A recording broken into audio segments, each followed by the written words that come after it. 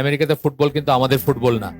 আমেরিকার ফুটবল হচ্ছে ওই ষাঁড়ের লড়াই, যেটা দেখছেন না আপনারা, ওই সব কি সব পৈরটেরা খালি একজন একজনের দায়িত্ব ধরে। আপনার দেখলে পয়লা দেখলে মনে হবে এটা করে কি এগুলা, খালি একজন একজনের দায়িত্ব ধরতেছে আর বলটা নিয়ে কাড়াকাড়ি করতেছে। তো এটা রাগবির মতো একটা খেলা, বাট নট রাগবি এক্স্যাক্টলি, একটু অন্যরকম। আমেরিকান ফুটবল বলে ওরা। আমরা যেটাকে ফুটবল বলি ওরা সেটাকে সকার বলে, আর এসেকে ফুটবল বলে তারা। এই যে ওদের খেলাটাকে আমেরিকান ফুটবল যেটা, যখনই এই কথাগুলো কাউকে বলা হয়, স্পোর্টস দেখে টেলিভিশনে মানে খেলা দেখে আপনি জীবন নষ্ট করতেছেন বা আপনার সময় নষ্ট করতেছেন, ওয়েস্ট করতেছেন, তখন উল্টা তারা প্রশ্ন করে যে এখানে শরিয়ার লঙ্ঘন হচ্ছে কোথায়? আমি তো একটা স্পোর্টসই দেখতেছি, 3 ঘন্টা রিল্যাক্স করতেছি, শরিয়ার কি সমস্যা এখানে? আপনারা একটা খেলা দেখতেছেন, এটা কেন পারমিসিবল না? এটা একটা ফাইনাল পয়েন্ট। আমাদের দেশে অনেক আলেম এটা মিস করেন, অনেক আলেম এই জিনিসটা মিস করেন। তারা মনে করেন মানে জানেন না অথবা রিয়েলাইজ করেন না বা কনসিয়াস না। একবার আমার 4 জন আলেমের সাথে এক জায়গায় দাওয়াত ছিল, বেশ অনেক বছর আগের কথা, 2011-12 এরকম এই দিকের কথা। 4 জনই এই দেশের খুব নাম করা আলেম। তার ভিতর একজন গল্পে বলতেছেন যে এই দেশের মানে জাতীয় টিমের তথা প্রথম শ্রেণীর একজন ক্রিকেটারের বাসায় উনি হালাকা করেন। ক্রিকেটারের মা ডাক্তার, উনি ওনার অ্যারেঞ্জমেন্টে করেন এবং বেশ উনি কমপ্লেসেন্ট, মানে পরিতৃপ্তি নিয়ে বলতেছেন যে ওইখানেও দিনের দাওয়াত দেওয়ার আছে। তা আমি তারে জিজ্ঞেস করছিলাম যে আপনি কি একবারে বলছেন কোন একটা হালাকায় বলছেন যে তার এই প্রফেশন হিসাবে ক্রিকেট খেলাটা হারাম, যে এটা বলছেন? না, এটা তো বলি নাই। আমি বললাম তাইলে হালাকা করে কি হবে? আপনি তার ভাষায় হালাকা করে মানুষের দাওয়াত দিতেছেন, কিন্তু সে যে একটা হারাম জিনিসে আছে যেটা ইসলামে হারাম, বা এই প্রফেশনাল খেলাটা যে হারাম, এটা আপনি বলেন না একবারও। তো এটা অনেকে রিয়েলাইজই করেন না এবং একটু ফাইনাল পয়েন্টস বলে হয়তো অনেক সময় ফিল করেন না। তো এটাই বলতেছেন যে যাকে বলা হবে সে উল্টা প্রশ্ন করবে যে এতে শরিয়া বিরুদ্ধ কি আছে। তো এরপরে বলতেছেন যে the time being spent on the activity rather than the permissibility of the activity itself, এইটা হচ্ছে পয়েন্ট। সময় যেটা কাটাইছেন এইটা হচ্ছে মেইন পয়েন্ট। পারমিসিবিলিটির কথা পরে আসতেছে, এটা পারমিসিবলও না, সেটা আসতেছে পরে। কারণ যে জিনিসগুলা ধরেন, অনেক একটা বক্তব্য শুনছেন না যে শিরকের চেয়ে বেদাত মারাত্মক, এটা এরকম একটা কথা শুনছেন না? কবিরা গুনাহ বা শিরক বা অন্যান্য বড় বড় গুনাহ যেগুলো অবভিয়াস, সেগুলোর চেয়ে বেদাতটা মারাত্মক। কেন বলেন? কারণ বেদাতটা আপনাকে একটা ফিল দিবে যে আপনি একটা ভালো কাজ করতেছেন, অথবা আপনি তেমন কোনো খারাপ কাজ করতেছেন। কিন্তু শিরক অথবা একটা কবিরা গুনাহ বা বড় একটা অন্য গুনাহ আপনাকে ফিলিং দিবে যে আপনি একটা খুব খারাপ কাজ করতেছেন, আপনার ভিতরে একটা গিলটি ফিলিং থাকতে পারে, বা ইজিলি আপনাকে আমি বোঝাইতে পারবো যে আপনি তো একটা খারাপ কাজে আছেন। কিন্তু একটা বিদআত আপনি বলবেন যে এটা সমস্যা কি, এটা আমি একটা ভালো কাজই করতেছি, এটা ইবাদতের কাজ করতেছি, আল্লাহর নৈকট্য লাভ করার চেষ্টা করতেছি। সিমিলারলি এখানেও যেগুলো বেশি গর্হিত, ধরেন একটা পর্নোগ্রাফি কেউ দেখতেছে, সেটা হয়তো সে রেডিলি লজ্জা পাবে বা অ্যাকনোলেজ করবে যে খারাপ। কিন্তু একটা স্পোর্টস দেখতেছে, তার মনে হবে আমি তো একটা মোটামুটি একটা মুবাহ কাজ করতেছি বা একটা মোটামুটি পারমিসিবল কাজ করতেছি, এই আর কি। তো এরপরে উনি জারাবোজো থেকে আলাপ করতেছেন এখানে, ওই বইটার থেকে বলতেছেন যে there is nothing wrong with relaxing, relax করার যে একটা অনুভূতি বা দরকার, এটাতে কোনো সমস্যা নাই।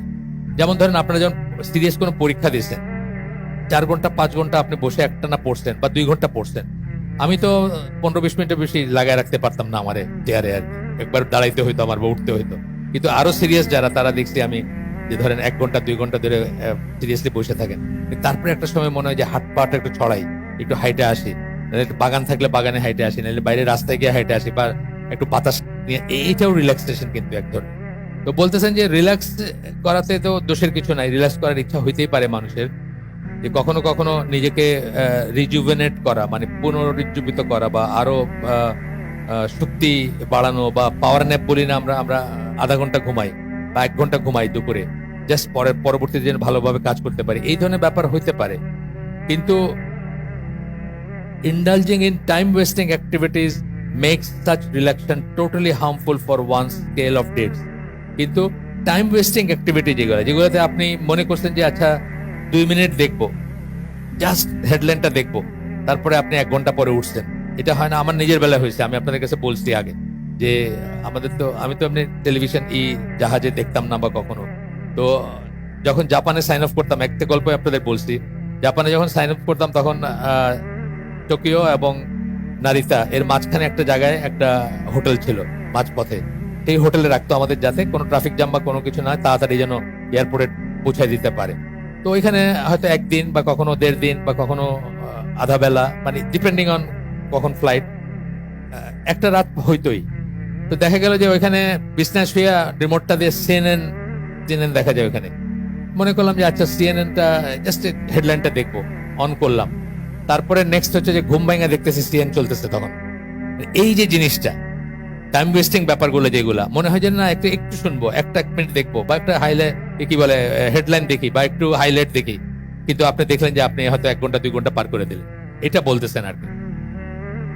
তো বলতেছে যে however indulging in time wasting activities makes such relaxation totally harmful for one scale of deeds. আপনার যে স্কেল অফ ডিডস, মানে আপনার সৎ কাজের যে ওজন বা যেটা, সেখানে অনেক অনেক হয়ে যায়, ক্ষতিকর হয়ে যায় ব্যাপারটা। আপনার সৎ কাজের যেই ধরেন আপনার সামনে একটা স্ক্রিন আছে এবং একটা স্ক্রিন নাই, তাহলে কিন্তু আপনার ভিতর অনেক, আপনার স্ক্রিন নাই, আপনি হয়তো একটা জিকির করতে পারেন, আপনার মনে হলো যে কিছুই না, জাস্ট সিম্পল একটা জিকির, মানে সুবহানাল্লাহি ওয়া বিহামদিহি ধরেন, অথবা এই ধরনের কিছু একটা আপনি করে। একটা স্ক্রিন থাকলে দেখবেন আপনি ডিস্ট্রাক্টেড হচ্ছেন, ইভেন দো আপনি ওটাতে ইন্টারেস্টেড না, ধরেন যা দেখাচ্ছে আপনি সেটাতে ইন্টারেস্টেড না। এটা আমাদের আল্লাহ এইভাবে বানাইছেন যে এরকম একটা, যখন একটু কিছু নড়ে আমাদের একটা একটা অ্যাটেনশন আসে না। ধরেন এই রুমটা আপনি বসে আছেন, কেউ নাই, আপনি একা আছেন, অথবা কিছুই নাই, কিন্তু একটা টিকটিকি নড়লেও আপনার এইটা ওইদিকে যাবে। আমাদের মানে টাইপটাই ওই ধরনের, আল্লাহ ভাবে বানাইছেন আমাদেরকে। তো যাই হোক, এরপরে উনি বলতেছেন, এখানে ওনার ওই যারা বোঝার বই থেকে একটা উদ্ধৃতি দিয়েছেন, আমি পড়ি একটু করে এটা। There is also probably a difference between one who is tired and needs to relax, so he does something relaxing, and someone going out of his way to, for example, watch a football game at 1 on a Sunday afternoon. এই দুইটার ভিতরে তফাৎ আছে, যে ওই যে আমি যেটা বললাম যে একটু হাঁটার ইচ্ছা করলো, একটু বাইরে ঘুরে আসলাম, বা একটু চোখ মুখ ধুয়ে, অনেক সময় আমরা চোখে মুখে পানি দিতাম, কিন্তু আমাদের স্কুল লাইফে ঘুম আসতো, চা কফির তখন এত প্রচলন হয় নাই, চোখে মুখে একটু পানি দিতাম, বাস একটু আবার ফ্রেশ ফিল করতাম সেটা। অথবা এই ধরনের কিছু, যার ওয়াইফ আছে সে ওয়াইফের সাথে একটু কথা বলে আসলো, বা একটু ডিসকাস করলো, যার ভাই বোন আছে তাদের সাথে হয়তো একটু একটু আড্ডা, যেটাকে আমরা বলি কোট আন কোট, সেটা। এবং ফুটবল গেম একটা দুপুরে 1টার সময়, রবিবারে দুপুরে 1টার সময়, ওই দেশে যেটা শিডিউল সময় আর কি, সেই সময়ে একটা ফুটবল গেম দেখা, আর এটার ভিতরে তফাৎ আছে। বলছে পরেরটাতে it is no longer a matter of being tired and just getting some rest and relaxation. পরেরটা 3 ঘন্টা ধরে যে আপনি দেখবেন, এটা আসলে ইন ইটসেলফ একটা ইভেন্ট। এটার সাথে আপনার রিল্যাক্সেশনের জন্য আপনি দেখতেছেন তা না, কিন্তু জাস্ট একটা রিল্যাক্সেশন বা একটু মনটা ফ্রেশ হবে, এইটা ব্যাপারটা তা না, এটা নিজেই একটা অ্যাক্টিভিটি। তো বলতেছেন it has now become a goal and purpose in itself.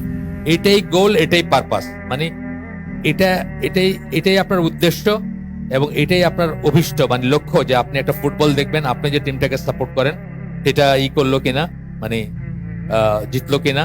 আপনি আমেরিকাতে তো রীতিমতো সুপার বল বলে যারা, বা ওই ধরনের যে সমস্ত লিগ আছে আর কি, সেই লিগের ফাইনাল দিকের খেলাগুলোতে রীতিমতো সব উৎসব একটা হয়ে যায় আর কি। মানে আমি জানতাম না যে ওই দিনে খেলাটা আসছে। আমি ক্যালিফোর্নিয়ার একটা পিসের থেকে একটা স্টেশন থেকে একটা স্টেশনে যাচ্ছি, মাঝখানে হচ্ছে ওই কলোসিয়াম বলে ওরা আর কি, যেখানে হবে ওই খেলাটা, ফুটবল খেলাটা হবে, ওইটা ভাঙছে, দেখলাম ভরে গেল ট্রেনটা, এবং সব একটা পার্টিকুলার টিমের ক্যাপ পরা আর কি, ওরা ওইভাবে সাপোর্ট করতে যায় আর কি, যে একটা টিমের লোগো আলা, যে টিমটাকে সাপোর্ট করে সেটার ক্যাপ, মানে অন্যরকম একটা উৎসব আর কি।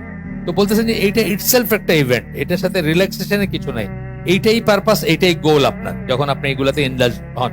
আমাদের দেশে একসময় ছিল, এখন কমে আসছে একটু, ফুটবলে ছিল না, একসময় ছিল, মোহামেডান আবাহনী ছিল, বা এই ধরনেরই ছিল, যে মানে মানুষ ওই দিন একটা স্টেডিয়ামের ওইদিকে গেলেই দেখতেন সাজো সাজো রব, একটা অন্যরকম ব্যাপার। তো বলতেছেন যে the matter obviously becomes much worse when the person cannot make it to the mosque because he is preoccupied watching sports or something of that nature. এটা আরো খারাপ হয় যখন কেউ মসজিদে যাওয়াটা যেতে পারলো না, ফেল করলো যায়, বা এই ধরনের খেলা বা কিছুতে ইনজাল হয়ে মসজিদেই গেল না। এটা আপনাদের একটা গল্প আমি বলছি আগে, কেউ যারা আমাকে চিনেন, আমি একসময় কাটারবন মসজিদে জুমা পড়তে যাইতাম। তো কাটারবন মসজিদে জুমা পড়তে গেলে আমি যে সময় যাইতাম, সাধারণত আমার এটা হয়তো 4 নাম্বার 5 নাম্বার বা 6 নাম্বার রোতে পাইতাম আর। 1-2-তে কখনো পাইতাম না, 1-2-তে পাওয়াটা বেশ আগে যেতে হয়।